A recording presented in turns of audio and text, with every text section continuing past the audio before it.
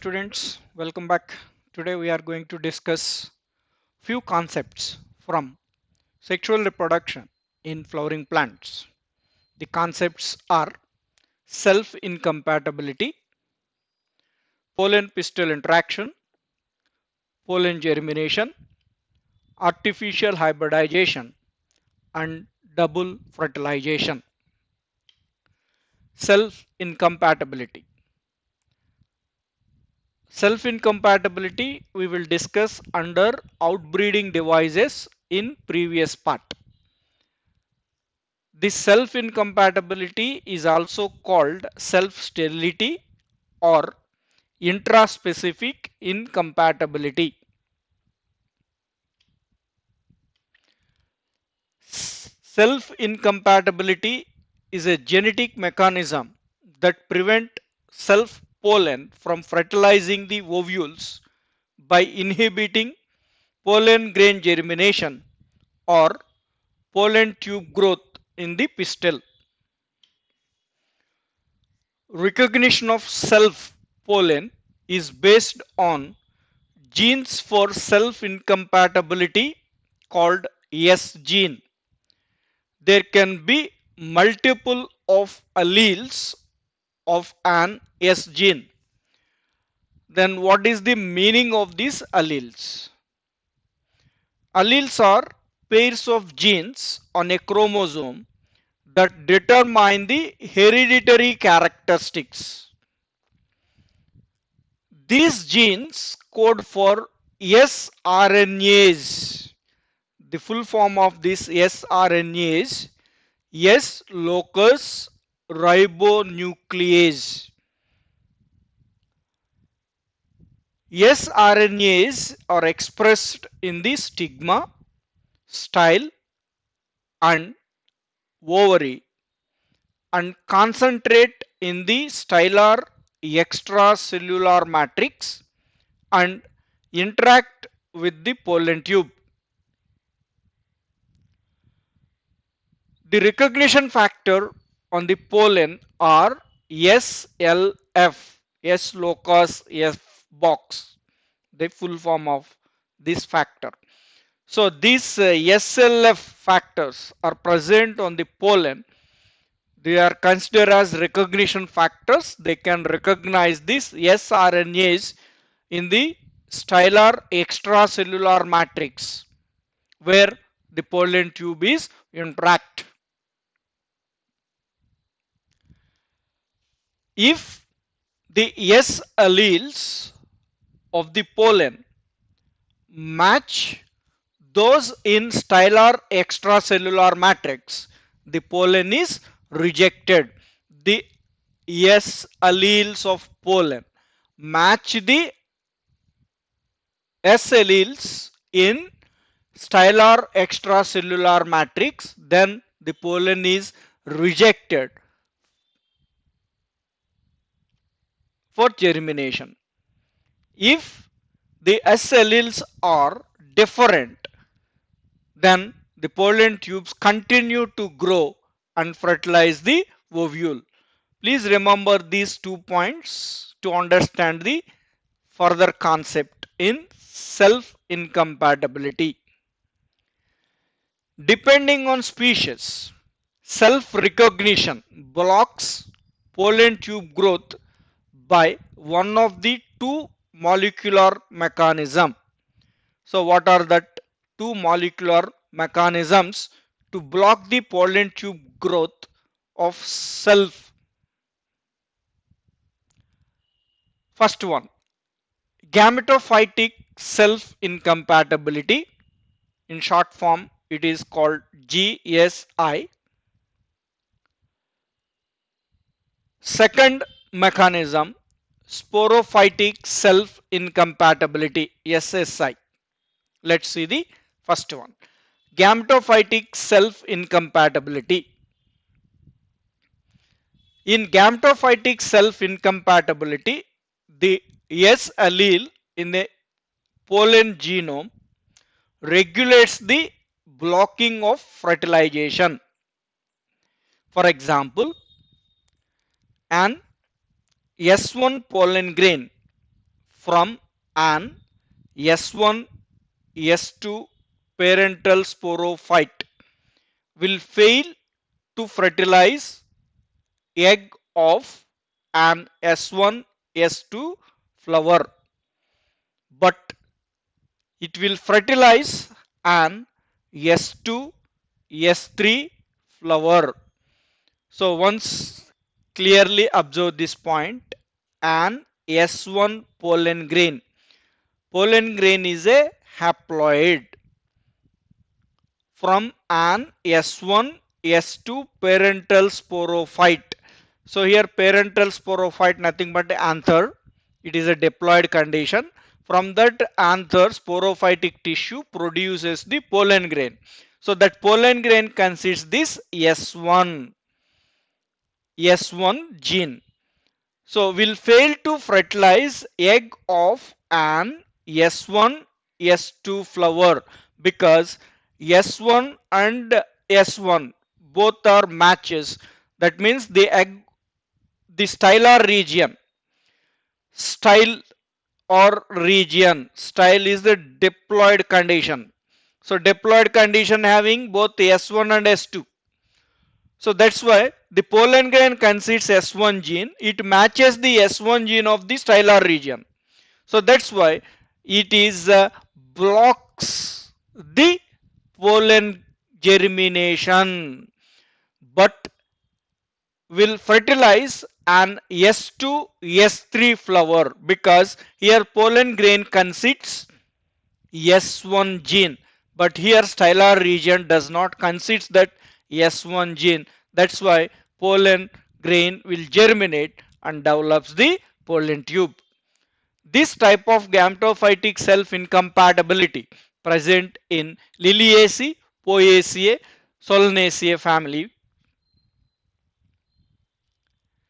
Sporophytic self-incompatibility. In this system, pollens of a plant behave similarly. Pollens of a plant behave similarly, irrespective of S allele they carry. For example, a plant carrying S1, S2 alleles. A plant carrying, that is diploid. The pollen carrying S1 or S2 alleles or maybe gene. So pollen is haploid. That means the pollen grain may receive S1 gene or maybe S2 gene. So pollen may behave as S1 if S1 is dominant. If S1 gene is a dominant character, the pollen behave as a S1. If pollen is behave as S2, if S2 gene is a dominant. Now apply that. The presence of even one of the alleles of the stylar tissue in sporophytic tissue of parent plant make all the pollen of that plant non-functional. So in this two, any one of gene is present and it makes all the pollen non-functional. Let's see the examples of that combinations. S1 S2 plant produces pollens S1 or S2 are completely incompatible to plant carrying S1 S2 S1 S4 S1 S5 or S2 S3 S2 S4 S2 S5 diploid conditions. So here pollen consists S1 gene. It does not germinate on the stigma of plant carrying S1 S2 S1 S4 S1 S5 because in these S1 and pollen gene S1 is matches and it prevent the germination of pollen grain.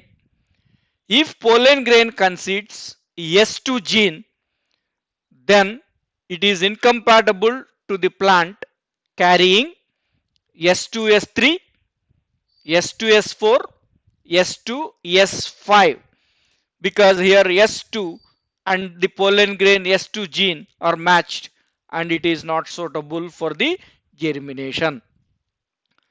But these pollen grains with either S1 or maybe S2 are 100% compatible right pollen grain for a plant carrying S3, S4 or maybe S3, S5, because these are different from the genes present in the pollen and it supports the germination of pollen grain.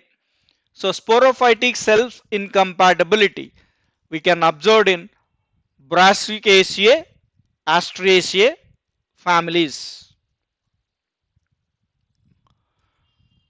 Pollen pistil interaction. It can be defined as all the events from pollen deposition on the stigma until pollen tubes enter the ovule are together referred to as pollen pistil interaction.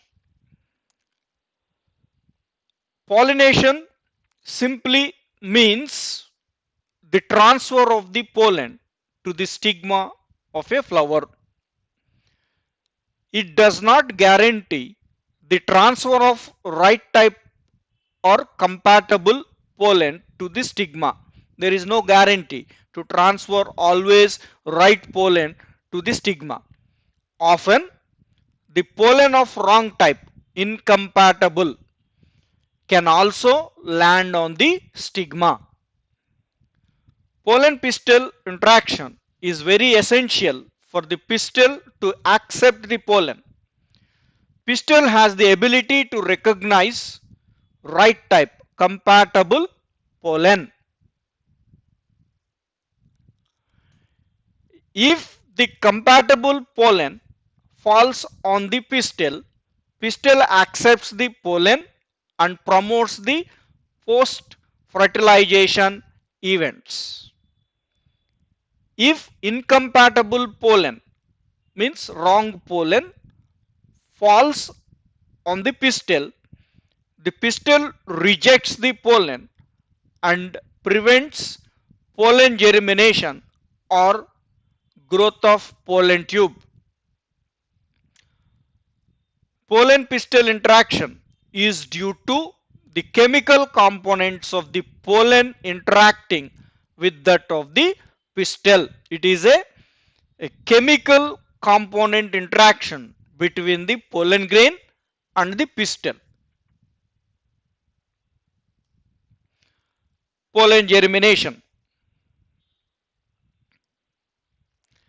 The main events that lead to pollen germination are if stigma is receptive or mature and the pollen landed on its compatible,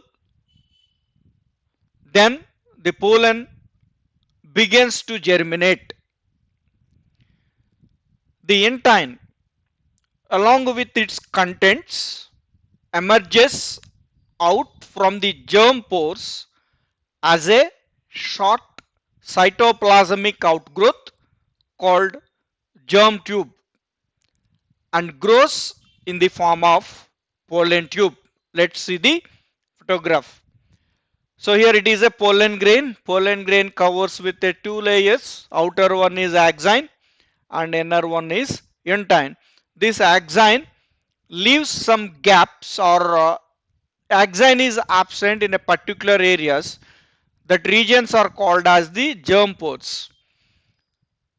So through that germ pores, the intine develops as a cytoplasmic outgrowth called as germ tube, and when it is elongated then it is called as the pollen tube.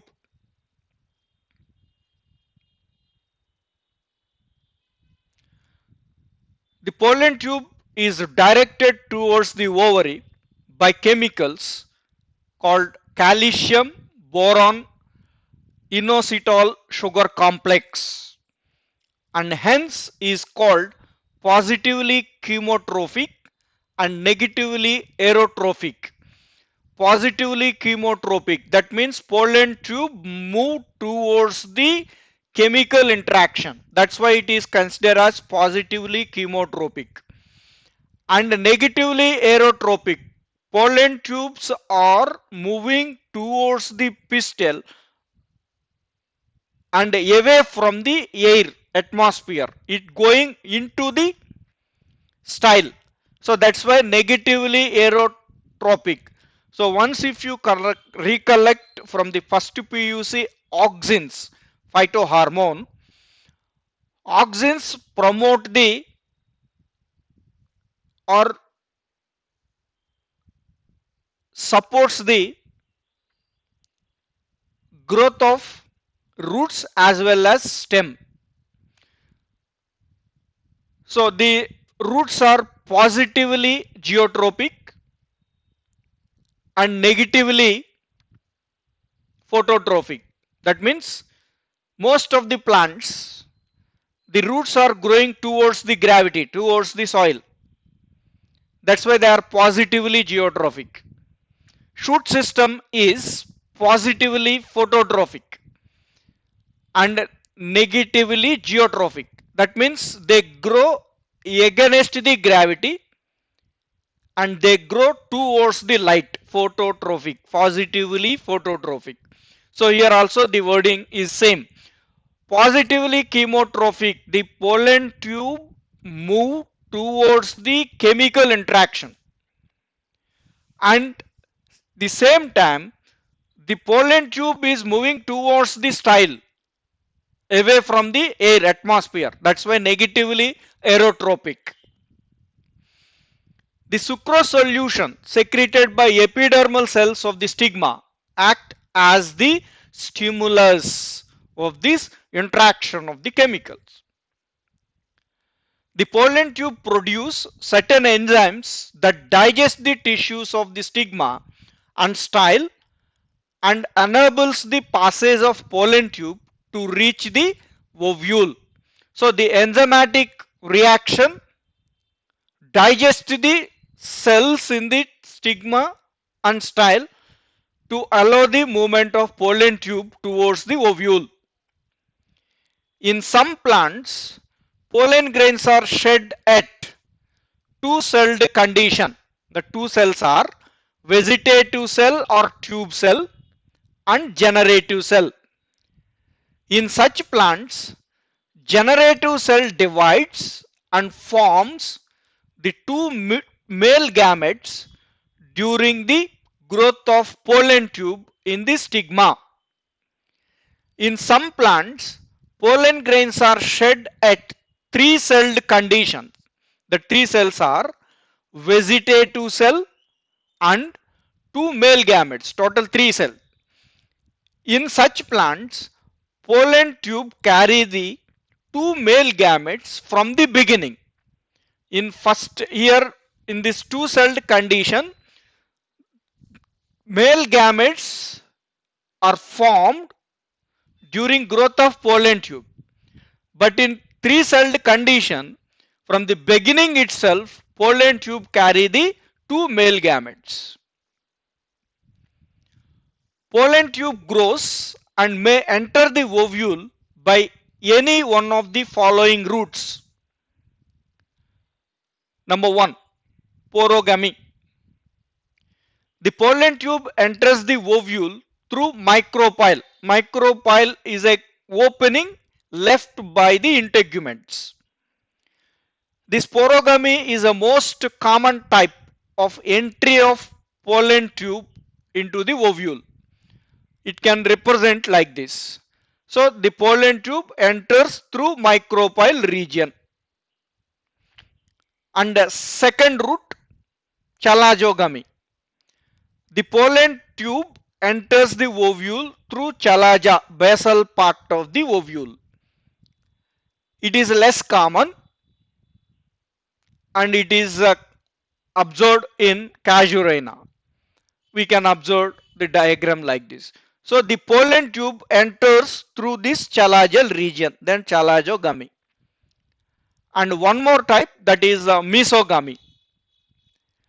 The pollen tube enters the ovule through its middle part, that is either through integuments that we can observe in cucurbita or through funicle, stalk of the ovule.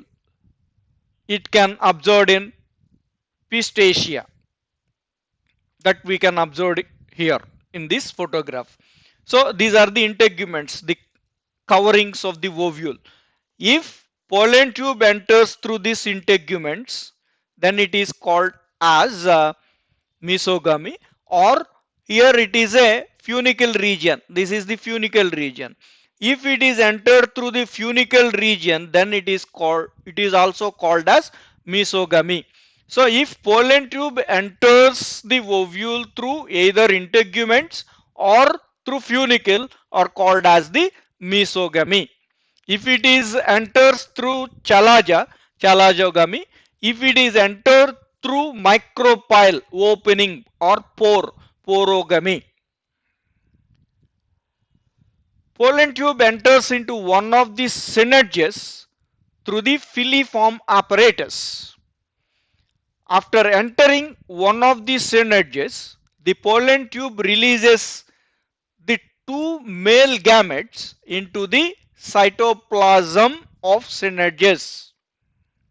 Let's see the diagrams. So many pollen tubes are grown on the stigma, but finally one pollen tube grows towards the stylar region, and this pollen tube enters, here it is enters through micropyle region, porogamy,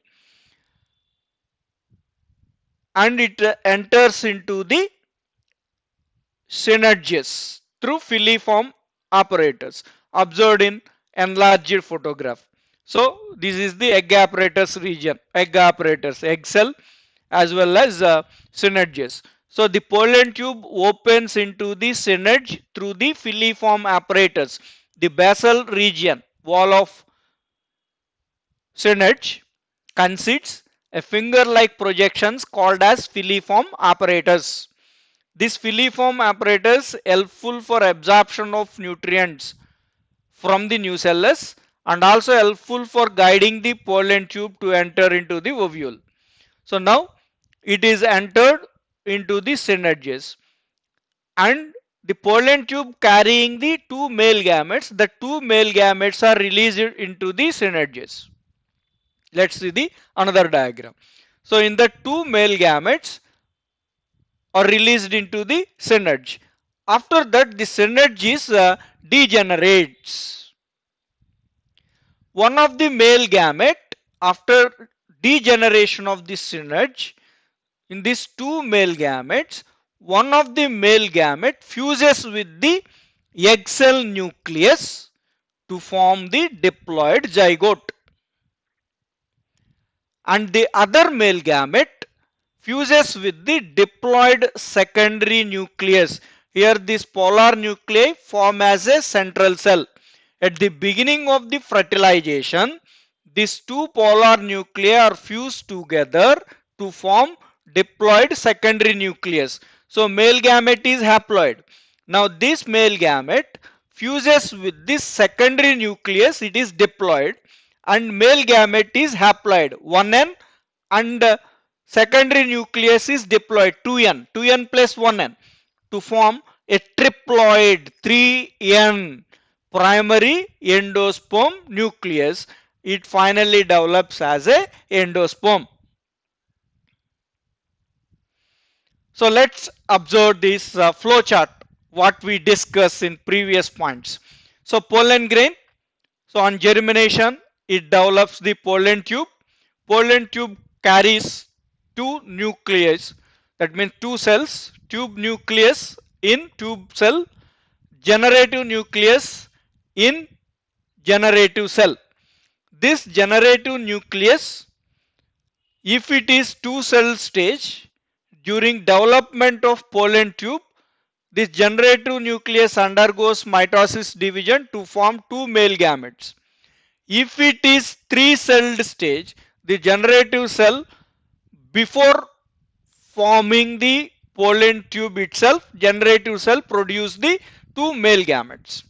So now the pollen tube enters into the ovule through synerges, and one of the male gamete fuses with the egg cell to form diploid zygote, and it develops as a embryo.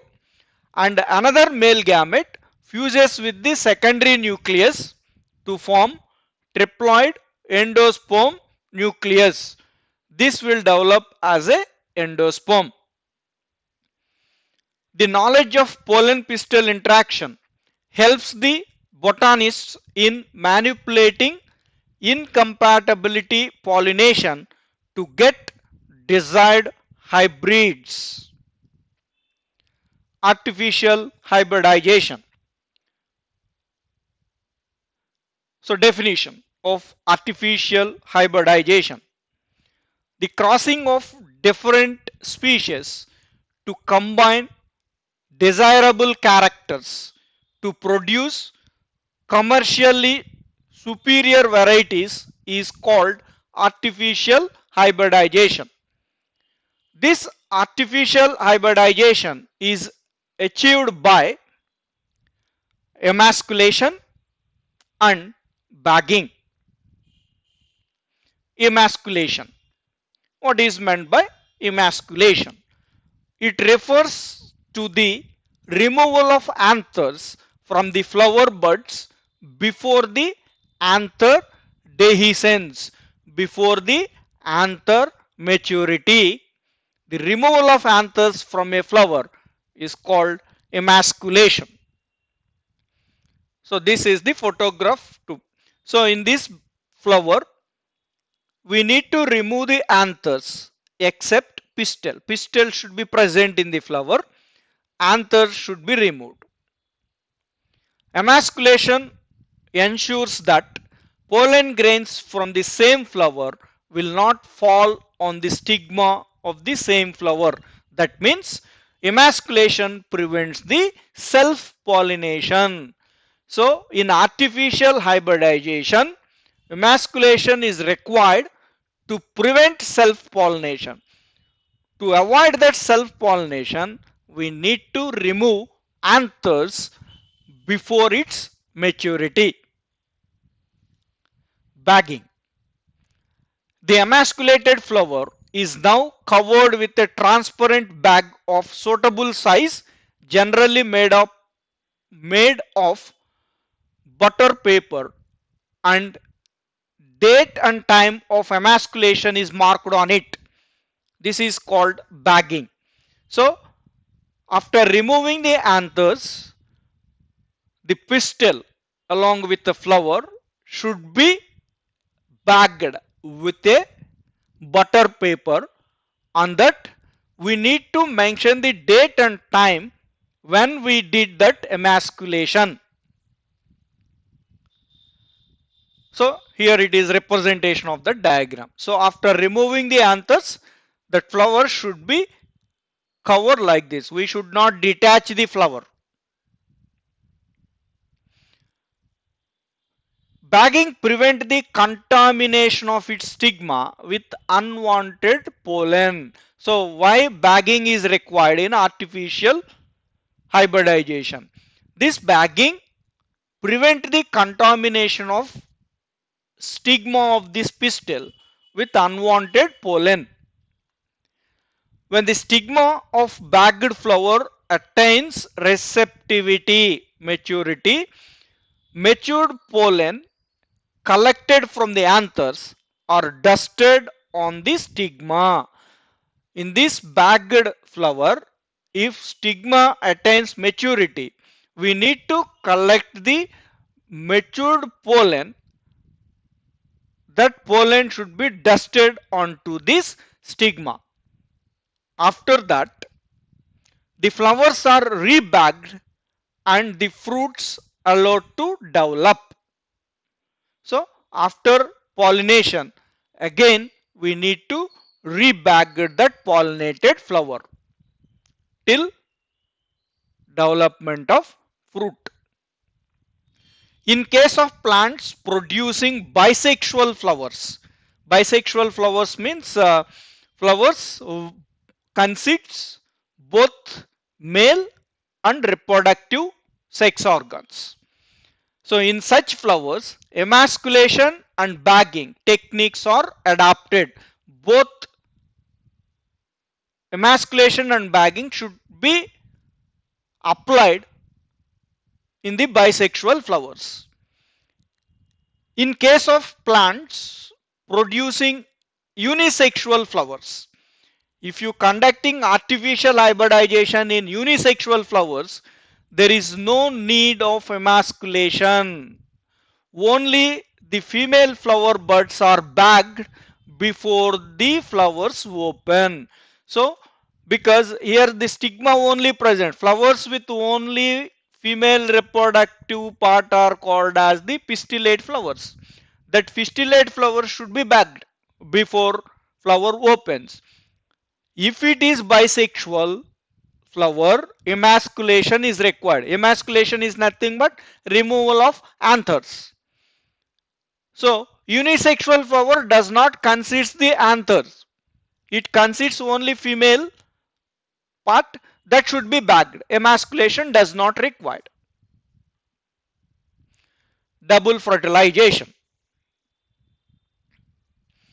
After entering one of the synergies, the two male gametes are released into the cytoplasm of the synergy. One of the male gamete fuses with the egg nucleus. This is known as syngamy and produces zygote. Other male gamete fuses with diploid secondary nucleus and forms a triploid primary endosperm nucleus. As it involves the fusion of three haploid nuclei, it is known as triple fusion. Once follow this point. Diploid secondary nucleus. Secondary nucleus is formed by fusion of two polar nuclei. Each polar nuclei is haploid, two nuclei.